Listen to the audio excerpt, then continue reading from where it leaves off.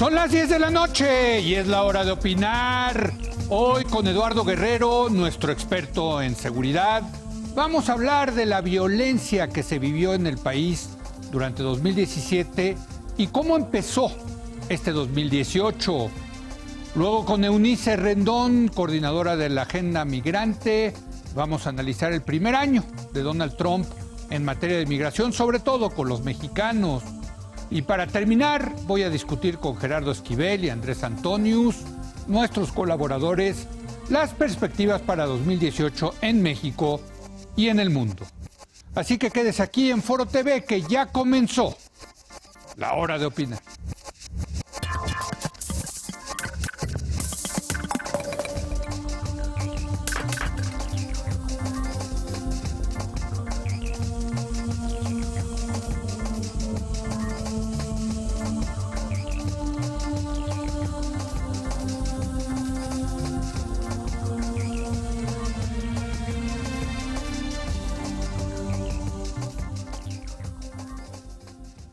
Muy buenas noches. El 2017, que recién terminó, es el año más violento de las últimas 2 décadas, según los datos del Secretariado Ejecutivo del Sistema Nacional de Seguridad Pública.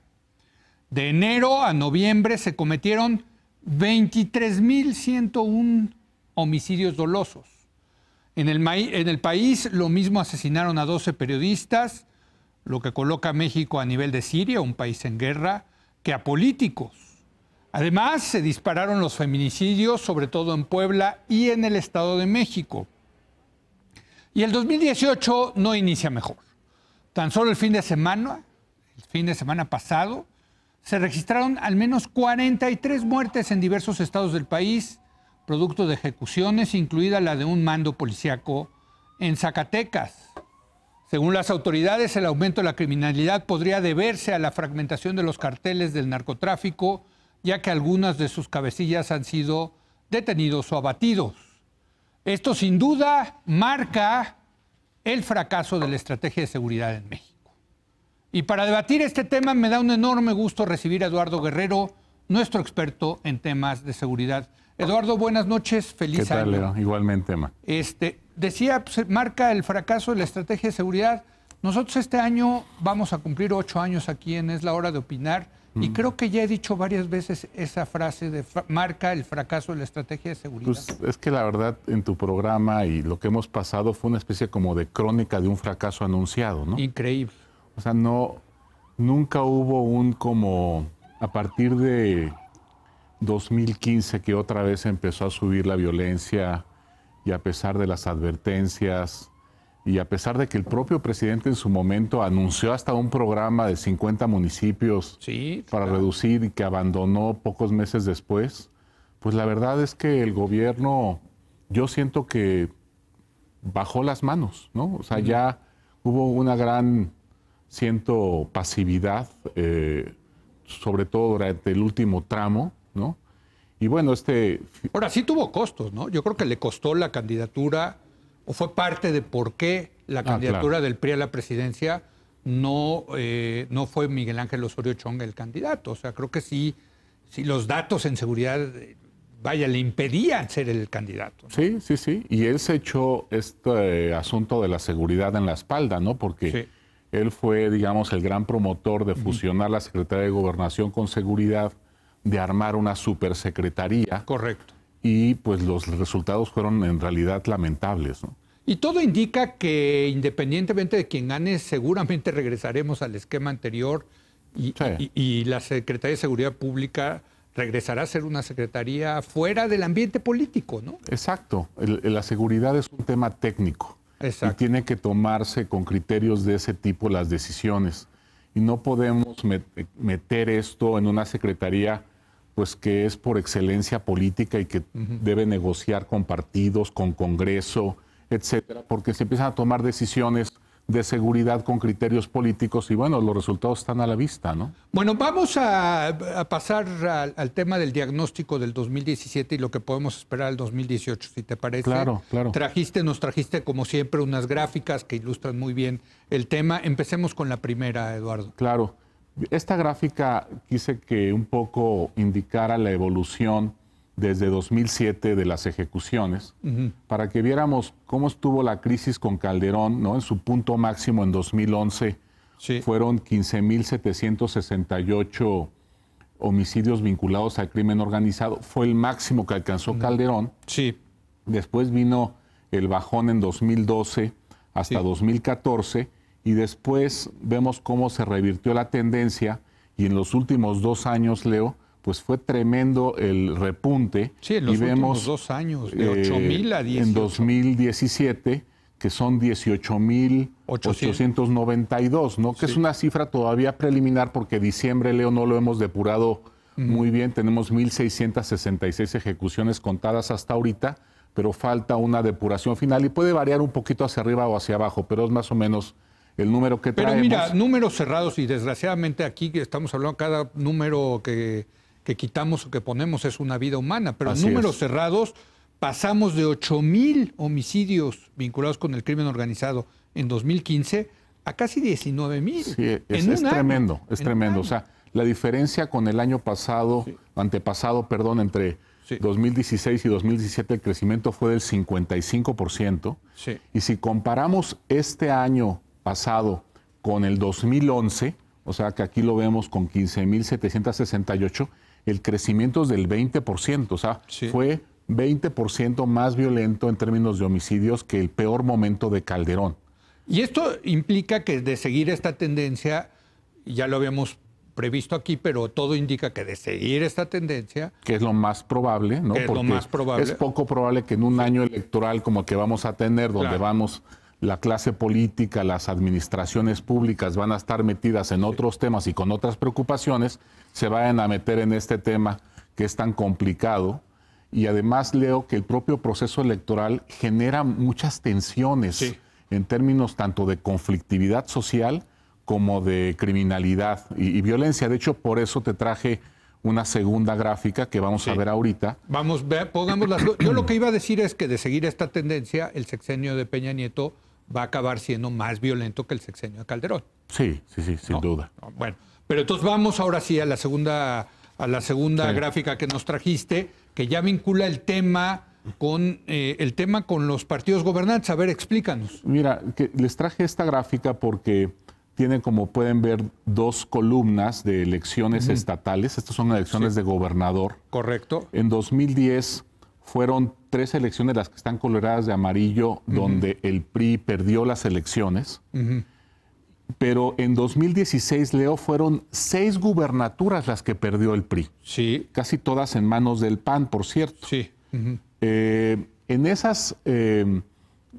esos cambios, Leo, de partido político del PRI a otro partido, en este caso, pues son todos los casos del PAN, ha generado, Leo, mucha violencia. De hecho, te traje 3 casos, están en la siguiente gráfica. A ver si nos pueden poner la siguiente gráfica, que ya son 3 casos particulares, Chihuahua, Quintana Roo y Veracruz. Fíjate, son 3 estados donde los gobernadores salientes del PRI tienen acusaciones muy graves de corrupción y en algunos casos hasta de colusión con el crimen organizado, y ve cómo aumenta la violencia en el año electoral.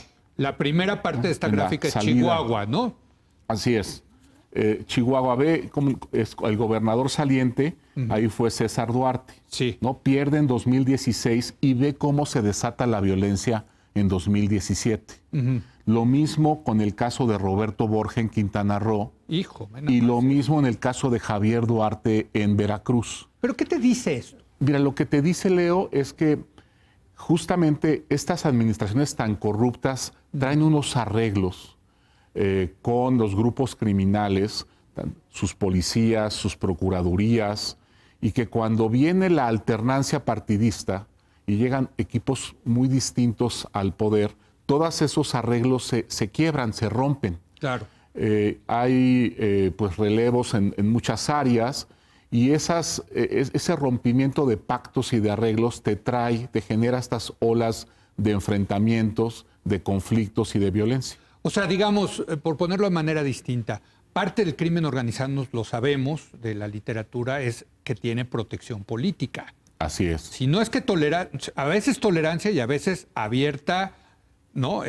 Colusión y protección por parte de las autoridades políticas. Políticas y también administrativas, digamos, los mandos policiales, los mandos de las procuradurías estatales. Y cuando pierde ese grupo político el poder y llega un nuevo grupo al poder, así es. Eso es un elemento de desequilibrio para ese, digamos, mercado del crimen organizado, y eso genera violencia. Exactamente, te rompe los pactos, porque si, por ejemplo, si hubiera repetido el PRI, sí, digamos en Quintana Roo o en Veracruz, es muy posible que muchos de esos mandos policiales o de las fiscalías hubieran sido ratificados, o al menos hubiera quedado alguien de ese grupo burocrático ligado al PRI.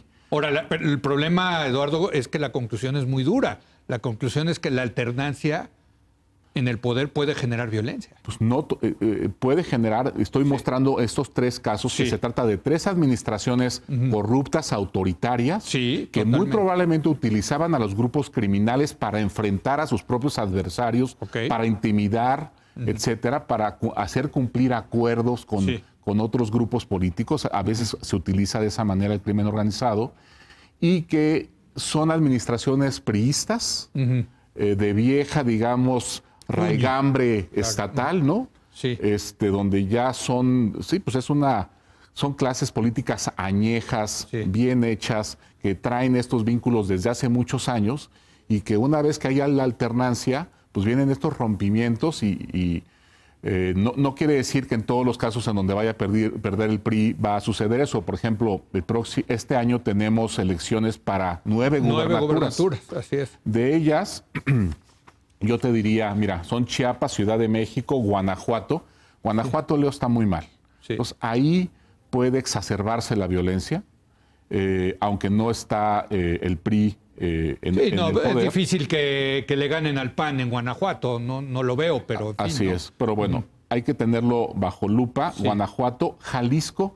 Fíjate que en Jalisco, por la competencia que ha habido entre Aristóteles Sandoval, el gobernador, y el alcalde de Guadalajara, recuérdame, Enrique Alfaro. Que va a ser el candidato, ¿no? Sí, exactamente. Ellos dos, que son grandes figuras políticas, han, digamos, competido en el tema de seguridad, y esa competencia entre ambos ha sido muy benéfica para la sociedad jalisciense, porque la verdad es que a pesar de tener ahí en casa al que quizás sea hoy en día el cartel más importante de México, que es el cartel Jalisco Nueva Generación, ¿no? Sí, bueno, tiene el nombre de Jalisco, pero realmente no está ahorita en Jalisco. Hubo una persecución muy fuerte en Jalisco, y el liderazgo del cártel anda en otros lugares. Ah, mira, ¿no? Yo no sabía. Pero esa competencia entre el alcalde y el gobernador ha sido virtuosa en el sentido de que ha protegido al Estado de una crisis de seguridad mayor, Leo. Interesante. Jalisco es un estado bien importante. Guadalajara es una plaza muy codiciada para los narcotraficantes y para mucho tipo de crimen organizado, y le han echado toda la carne al asador. Estos dos políticos han empujado y han dado buenos resultados. Y han dado buenos resultados. Ha habido una estabilidad, digamos, en términos de violencia en Jalisco, y Jalisco es un estado pues muy vulnerable porque tiene vecindad con Michoacán, en fin, es su situación geográfica. Y con Guanajuato. Exactamente. ¿no? Que está en... Entonces, ahí también hay que tener mucho cuidado lo que vaya a pasar en Jalisco con el nuevo gobernador, sea del partido que sea. El caso de Morelos y Puebla también son delicados, ¿no? En el caso de Morelos, pues tienen a un secretario de Seguridad Pública de primera, que ha hecho un buen trabajo y que disminuyó y después estabilizó varios indicadores de seguridad, aunque después lo perjudicó mucho el problema en Guerrero. Se le pasaron varias células de Guerrero a Morelos. Puebla, que trae el problema tremendo de extracción ilegal de combustible, y que ha crecido muchísimo la violencia en el último año, ¿no? Aprovechando esto que hablas de Puebla, ¿por qué no nos presentas la gráfica número 4 que nos trajiste, que es impresionante? Claro. Y tú nos los dijiste. El nuevo fenómeno del crimen organizado es el tema del huachicol, es el tema del robo y la venta de combustible. Sí, claro. Si nos ponen, por favor, la gráfica siguiente, que queda claro. Vean nada más. Bueno, qué cosa. Vean nada más. Sí, bueno, es una explosión, Leo. Y justamente Puebla, junto con Guanajuato, pues traen el mayor número de tomas clandestinas en el país, ¿no? Pero el crecimiento es impresionante.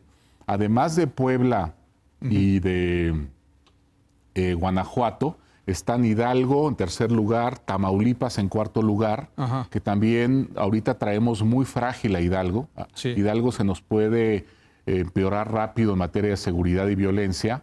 Y Tamaulipas, pues mucha gente hasta que yo conozco de la policía, etcétera, piensan que Tamaulipas es uno de los territorios perdidos en términos de cómo está colonizado por el crimen organizado. Hoy me comentaba un periodista en la mañana, Leo, que ya nadie hace periodismo en Tamaulipas por lo tremendamente peligroso que es, ¿no? Pues si de por sí ya era peligroso, ahora también se les metió el huachicol, eso es lo que nos estás diciendo. Se les metió el huachicol, tienen los problemas pues, de extorsión, de secuestro tremendos. Yo te he mencionado aquí en el programa que es el estado que tiene más células mafiosas en el país, 42 células mafiosas. Entonces sí es un estado con muchísimos problemas y que, por cierto, el nuevo gobernador... Hubo transición ahí. Cabeza de vaca, exactamente, creo que ha echado a andar varios proyectos interesantes que ojalá fructifiquen en el mediano plazo y mejoren la situación del estado, ¿no? Bueno, tenemos dos exgobernadores ahí vinculados con el crimen organizado, Tomás Yarrington y Eugenio Hernández, ¿no? Así es. Bueno, ahora, esto del huachicol, Eduardo, y tú fuiste el primero que en este programa dijiste cuidado con el tema del huachicol, y nos habías comentado que hay indicios de que después del trasiego de drogas de México a Estados Unidos, el segundo negocio más rentable del crimen organizado en México ya es el robo y la venta de combustibles. Esto, pues, al parecer se consolidó en 2017. Así es, ¿no? Hay cálculos ahí que hablan de un mercado con un valor anual de 30,000 millones de pesos. 30,000 millones de pesos. Así es. Entonces, son unas ganancias tremendas. Estamos hablando de 1.500 millones de dólares, ¿eh? Si vemos el número de arrestados por este delito en el último año, estamos hablando de 1,000 presuntos delincuentes. O sea que sale muy barato, Leo, por el asunto de la impunidad, meterse, o sea, el riesgo es muy pequeño en comparación con las grandes ganancias y es por eso que se ha vuelto tan apetecible para las grandes organizaciones criminales y que ha crecido tanto en los últimos años. Se está profesionalizando el crimen, ¿no? Los huachicoleros, que es, digamos, lo que, como se le llama a los artesanos del negocio, a las comunidades, a las pequeñas familias, han sido desplazadas gradualmente por las grandes corporaciones criminales, Cártel Jalisco Nueva Generación sobre todo, que le han puesto más método, más lana, más sofisticación tecnológica al negocio. Ahora, yo recuerdo que José Antonio González Anaya, siendo director general de Pemex, hizo todo un esfuerzo para tratar de bajar el tema del huachicol. Ahora se fue a la Secretaría de Hacienda. Pero pues parecería que no tuvo mucho éxito, que digamos. Ya llegó muy tarde. Yo creo que cuando llegó José Antonio ya las cosas estaban muy descompuestas en términos de huachicol. Pero pues algo se puede hacer. De hecho, él me comentó en alguna ocasión que en Colombia, otra vez Colombia, también tuvieron ese problema y lo lograron resolver, ¿no? Así es, ¿no? Porque hay un tema tecnológico ahí muy importante de sensores para ver dónde están las tomas. Correcto. De poner barreras físicas para proteger los ductos. Y ahora usan drones también.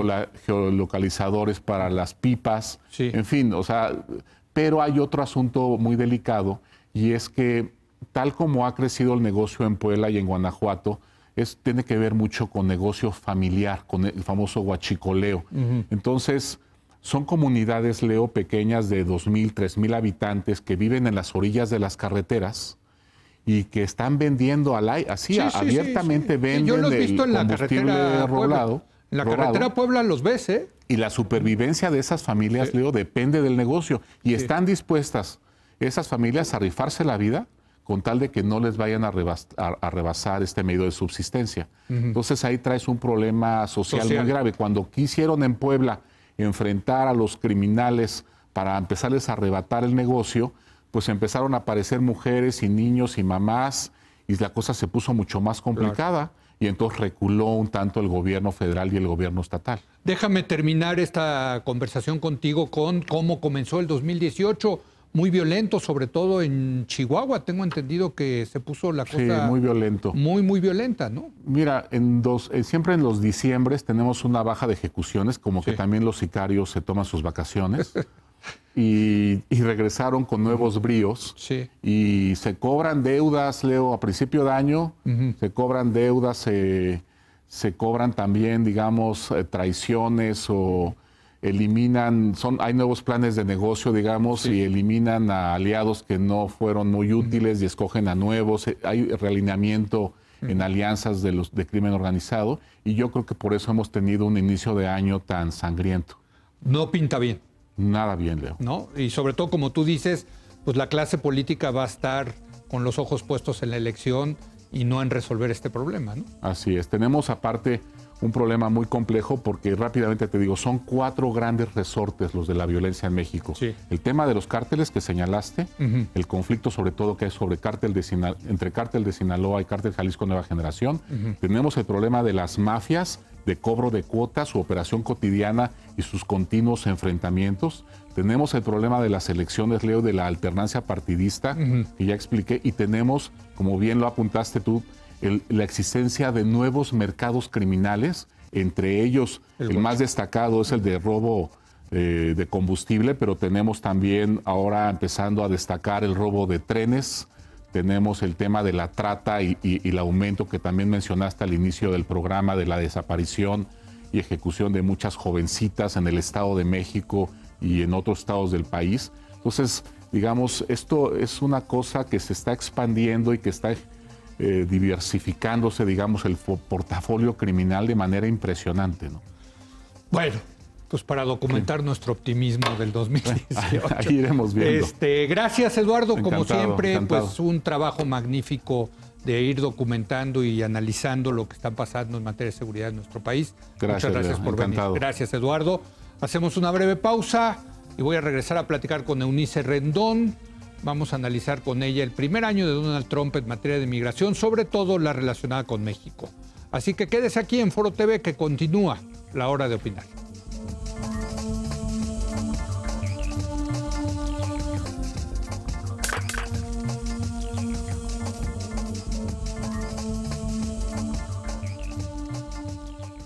El presidente Donald Trump llegó a la Casa Blanca con una promesa de reducir la migración ilegal, construir un muro en la frontera con México y que nosotros, nuestro país, pagáramos por este muro.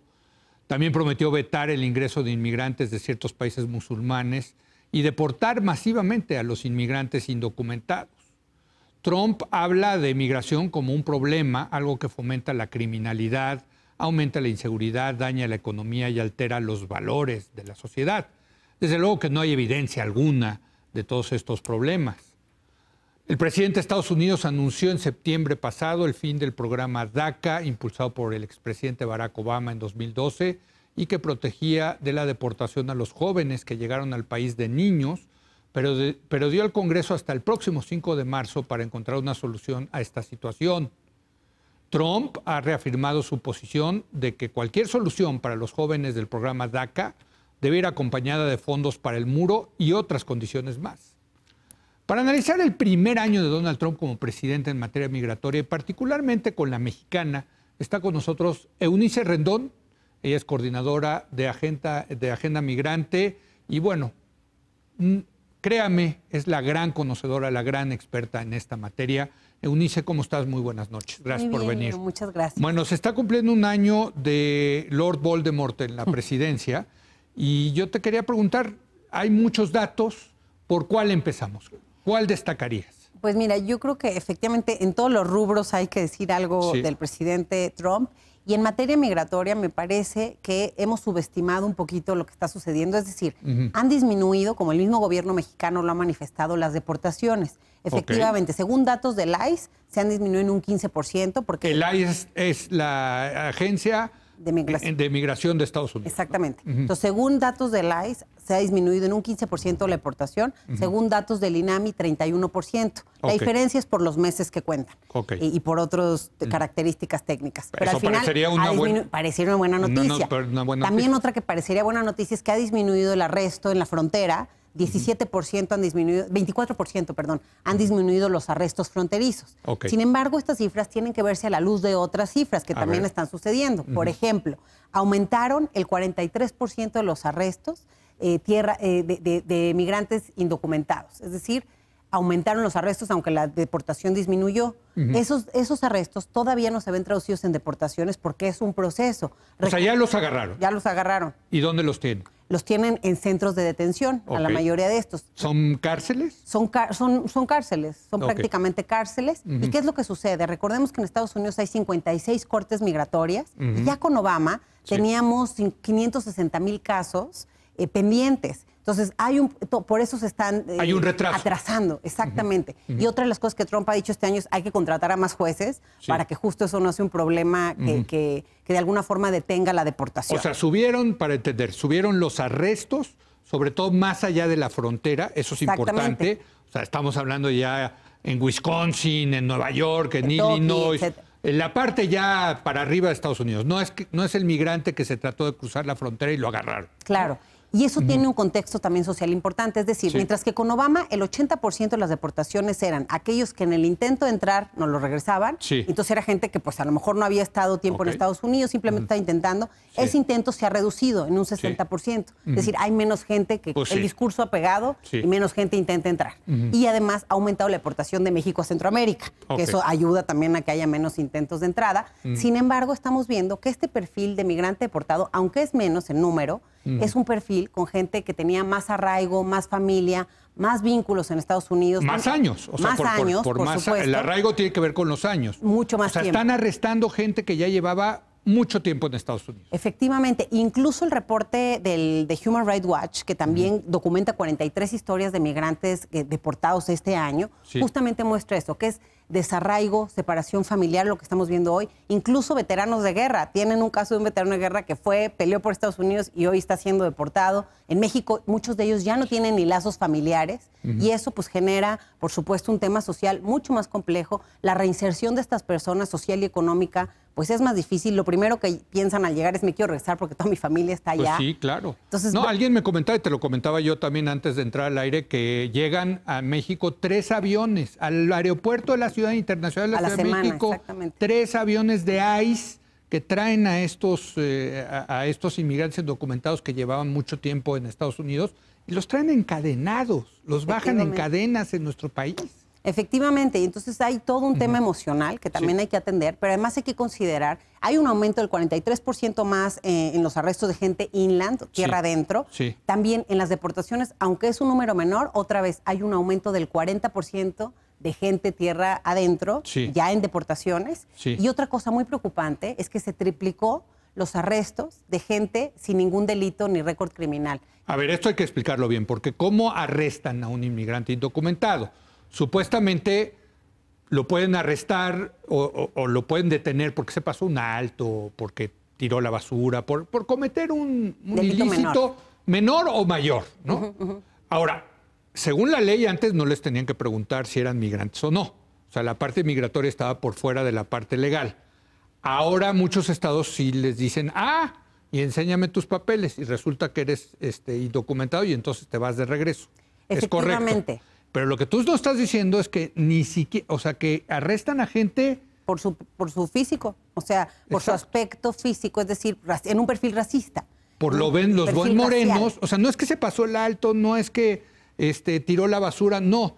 Lo ven morenito, lo ven con fenotipo, digamos, latino. Mestizo, vamos a llamarlo, ¿no? Porque no exacto latino, y los arrestan. Efectivamente, estamos viendo varios fenómenos. Uno, arrestos en lugares que antes no sucedían, como es hospitales, como es iglesias, como son centros comunitarios. También se meten Estamos ahí. viendo arrestos ya en esos lugares.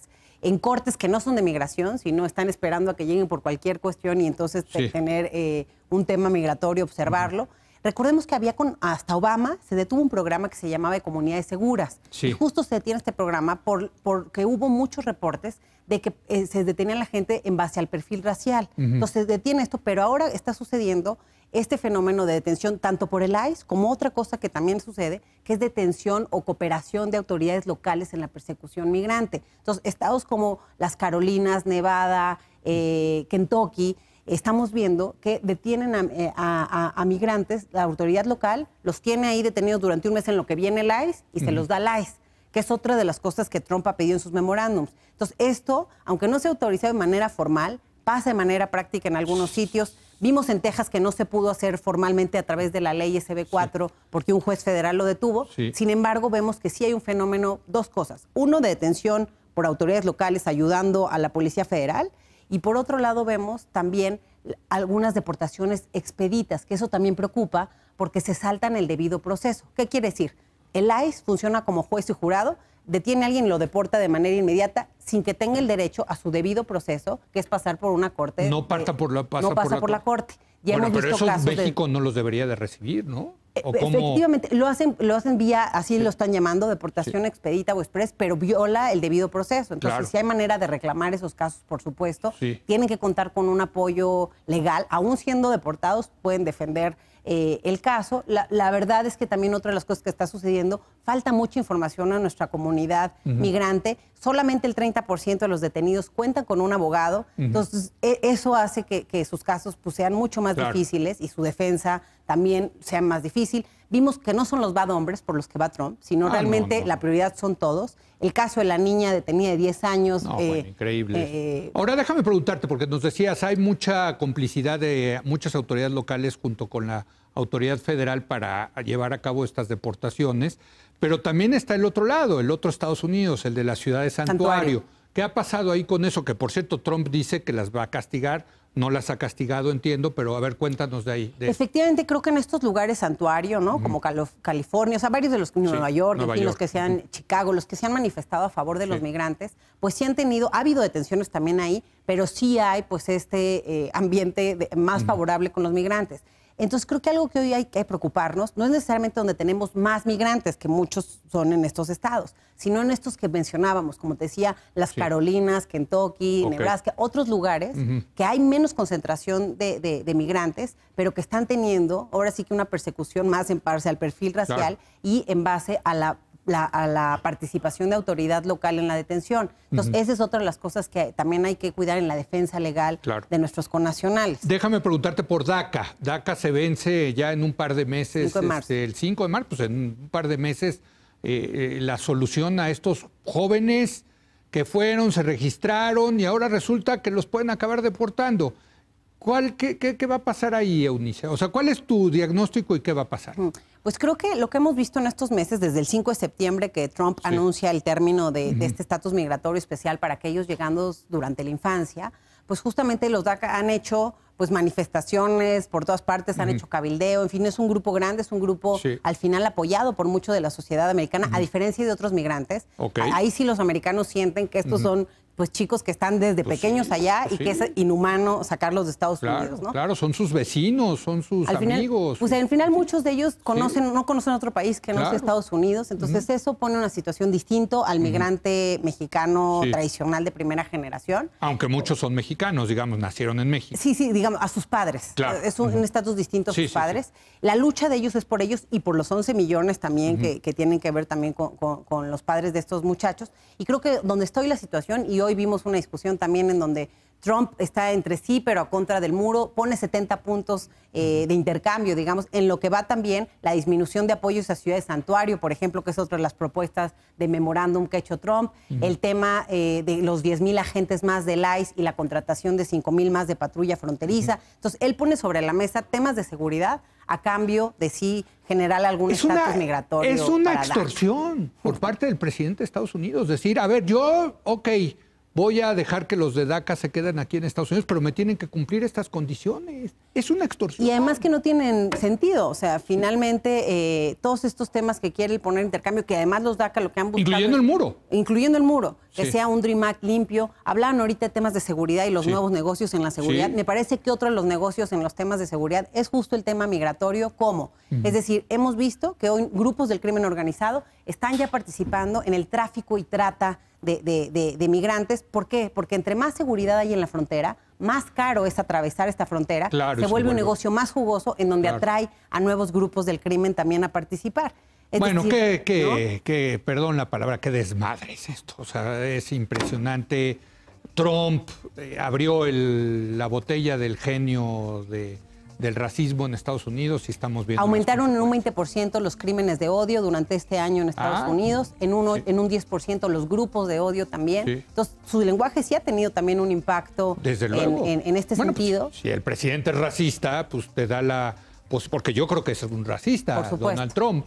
Y si el presidente es racista, pues eso te da de alguna manera, empodera a todos estos racistas que todavía existen en Estados Unidos, ¿no? Y daña finalmente también la salud mental de la comunidad, ¿no? Con las dinámicas que han tenido que cambiar. Ya no te pregunté, ya nos tenemos que ir, pero el miedo con el que están viviendo las comunidades de migrantes no me lo quiero ni imaginar, ¿no? Bueno, y el tema en los salvadoreños, haitianos, hondureños, que también se les termina este permiso temporal, que era una especie de DACA que tenían desde 2001. Entonces, gente otra vez con arraigo, con tiempo, con negocios. No son bad hombres, como dice Trump, sino realmente la prioridad son todos, ¿no? Eunice, muchas gracias. Sé que vas a tener un evento otra vez este mes importante ahora en Los Ángeles. Te voy a pedir que cuando regreses vengas aquí a platicarnos cómo te fue con eso. Por supuesto, muchas gracias. Gracias a Eunice Rendón. Vamos a una breve pausa y regresamos a debatir el tema de la semana.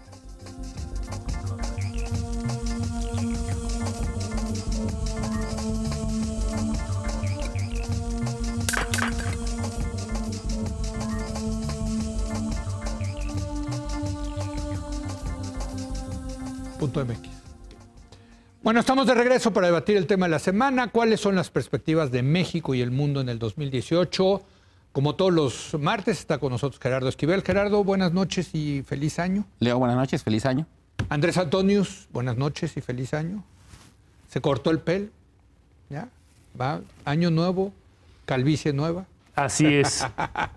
Bueno, ¿por dónde empezamos, Gerardo? Hay muchas cosas. ¿Quieres empezar por México, te parece? Vamos a empezar por México y dentro del caso de México podemos hablar de lo económico y de lo político, por supuesto, ¿no? En lo económico va a ser un año, me parece interesante, que va a empezar está empezando con mucha incertidumbre, derivado de que la situación en Estados Unidos, el tema del Telecán que no se termina de resolver y el tema de la reforma fiscal en Estados Unidos. Creo que esos son elementos que, con volatilidad, ¿no? En el tipo de cambio, como empezó al final entre la transición de un año y el otro, y que además empieza con datos no positivos en términos, que termina más bien 2017 con datos no muy positivos en términos de inflación. La más alta en los últimos 17 años. La más alta en los últimos 17 años, 6.6. Con un aumento en la canasta básica cercano al 10%, pues que me parece un dato incluso más relevante todavía que el tema del índice nacional de precios del consumidor, y con una economía que está prácticamente estancada. El último dato que tuvimos, de hecho, fue de decrecimiento. El último dato oficial es el del tercer trimestre de 2017. Entonces, no empezamos como en unas buenas condiciones y a eso se suma la volatilidad, la situación de la reforma fiscal en Estados Unidos y la incertidumbre que continúa sobre el Telecán. Así es que en ese sentido va a ser un año complicado, creo que para la economía mexicana. Hay varios retos que hay que resolver. ¿Se puede pronosticar algo, tomando en cuenta tantos factores de incertidumbre, todos los pronósticos de crecimiento del PIB, etcétera? Tienen mucha volatilidad. Lo que hay es difícil. Es difícil, ¿no? Porque... En años estables. En años estables es difícil y hay muchos errores.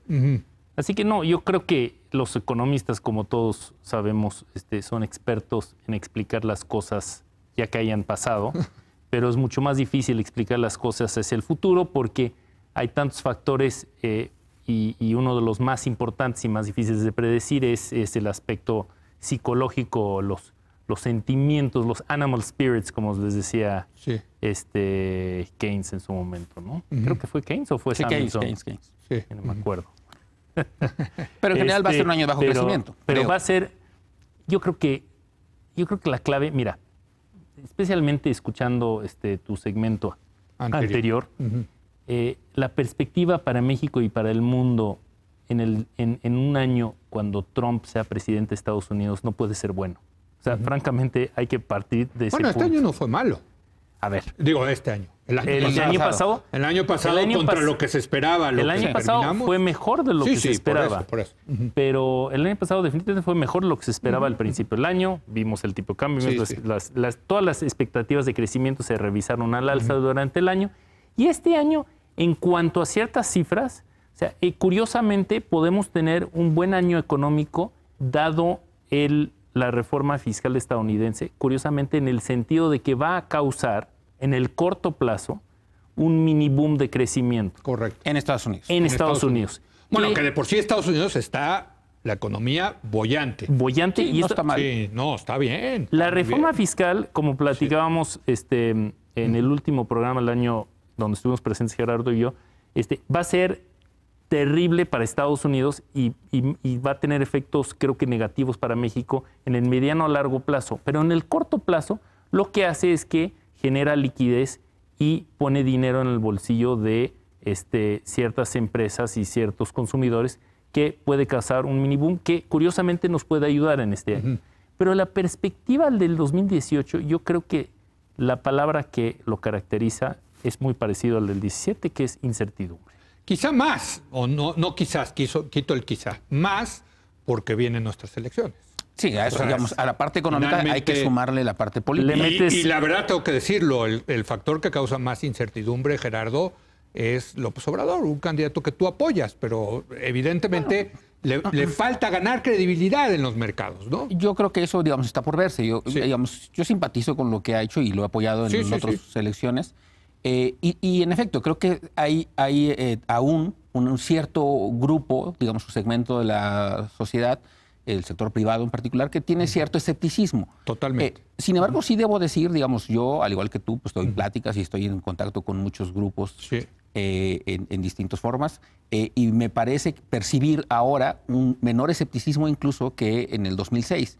Siento que hay un segmento, al menos, del sector privado que ahora está un poco más convencido o al menos más dispuesto a escuchar una propuesta económica alternativa.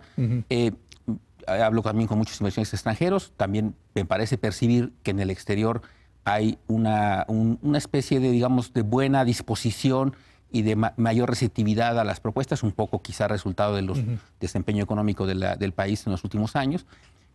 Digamos, pero es cierto, y eso tampoco se puede negar, que hay un segmento de la sociedad que ve con cierto escepticismo las propuestas hasta ahora de López Obrador. Pues los mercados, ¿no? Los mercados son más escépticos de López Obrador, ¿no? O sea, porque finalmente, Yo digamos, es creo el factor que- que les genera más duda de si va a seguir por el camino de las reformas, etcétera. Yo creo que, ¿no? mira, yo creo que López Obrador ahorita está en boca de todo mundo porque López Obrador es el candidato con mayor reconocimiento de marca y de nombre. Si tú le preguntas a un mexicano quién es Andrés Manuel López No, Obrador, todos saben. todo el mundo sabe.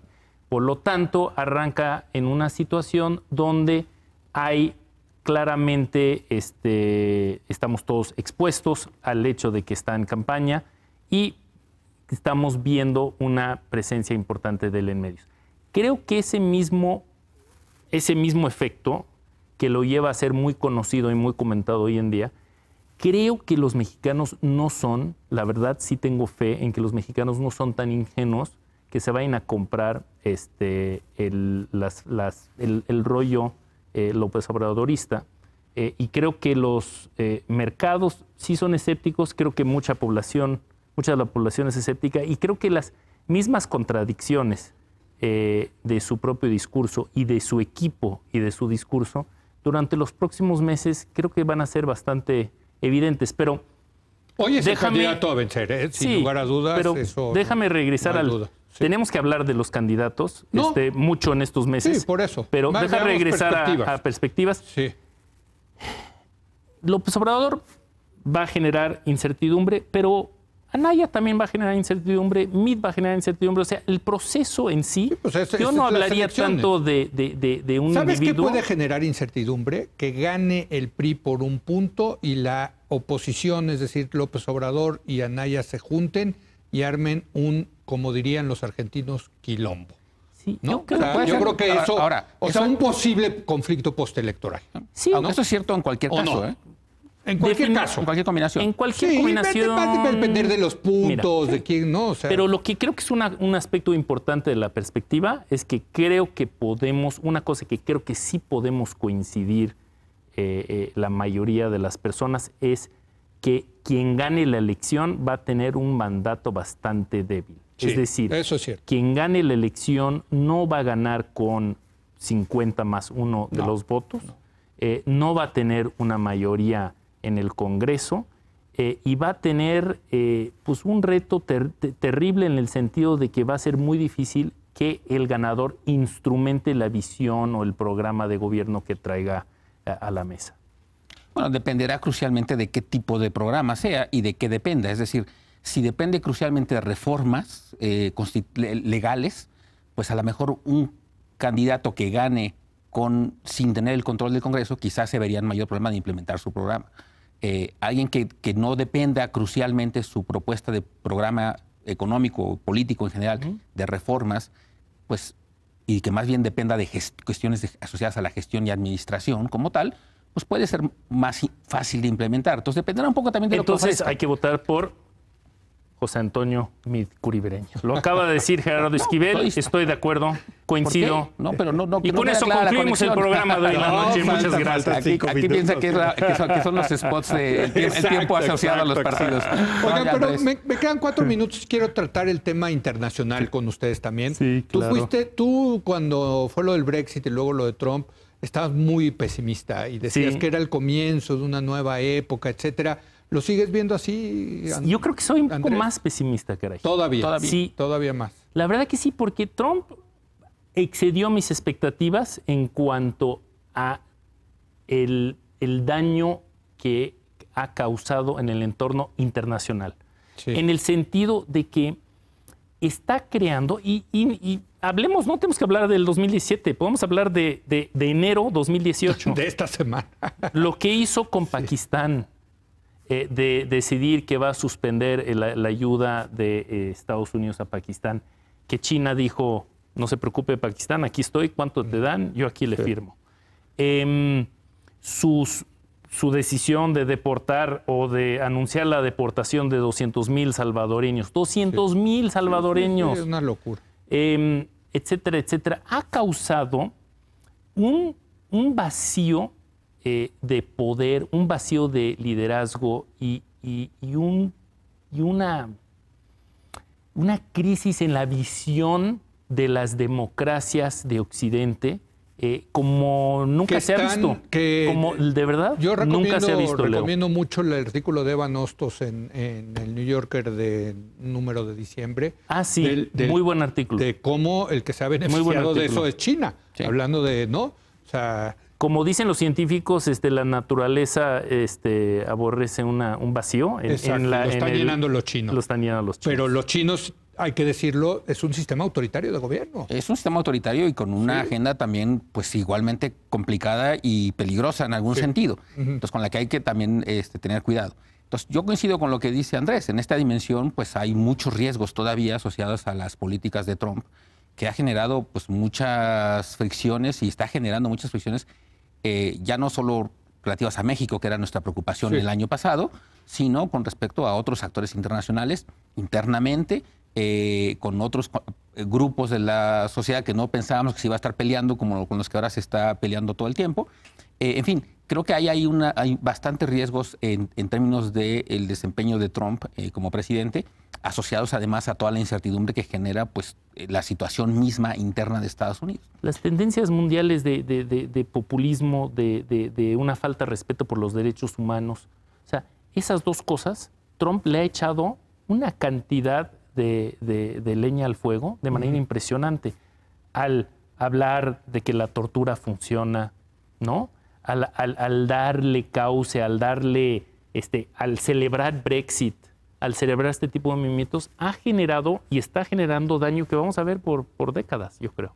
Y esta reforma va a tener implicaciones para México y para la reforma fiscal. Sí. Digamos, aunque ya están empezando a salir las letras chiquitas. Sí, pero aún así va a ser interesante las implicaciones que va a tener sin duda. en la dimensión económica mundial. Es decir, a lo mejor para México incluso yo creo que va a ser menor que respecto a otros países en los cuales va a ser mucho más probable que si haya mudanza hacia Estados Unidos, más que de caso mexicano, porque en el caso mexicano la tasa efectiva es relativamente baja. Sí.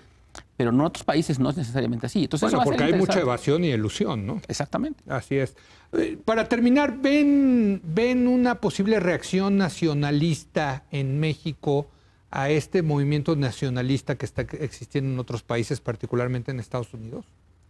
Pues me parece lógica una también. reacción, digamos, natural ante el embate, digamos, de un enemigo que está enfatizando al caso de México y a los mexicanos como alguien de quien se quiere deshacer, con quien plantea como un adversario. Entonces es natural, me parece, que en el caso mexicano surja esta visión eso puede ser positivo o también irse al otro lado negativo, ¿no? Pero yo creo que en general ha surgido, y creo que es un poco quizá lo que de alguna manera puede unir a los mexicanos, que en algún momento se planteó que eso pudo haber hecho el presidente Peña Nieto y que quizá no fue suficientemente enfático para aprovechar ese momento en el que, dado el avance de Trump, sí pudo haber habido una especie de convergencia nacional en torno a la defensa de los intereses mexicanos frente a Trump.